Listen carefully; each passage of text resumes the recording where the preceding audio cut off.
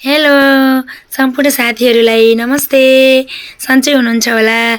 आज शनिबारको दिन हजुरहरूले के गर्दै हुनुहुन्छ? म त गाउँतिर गएको, गाउँको पुरानो घरमा गएको। आज गाउँघरको हरियाली, गाउँघरको त्यो रमणीय ठाउँ हेर्नु न, कस्तो सुन्दर ठाउँ। एकछिन बस्यौँ र अनि बारीतिर तरकारी टिप्न पसेछौँ। आमा बुवाले यता लौका टिपेर ल्याइदिनु भएछ।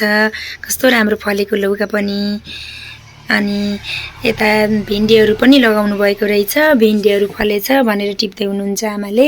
गाउँघरमा त कस्तो राम्रो रमाइलो ठाउँ, अर्ग्यानिक तरकारीहरू कस्तो राम्रो।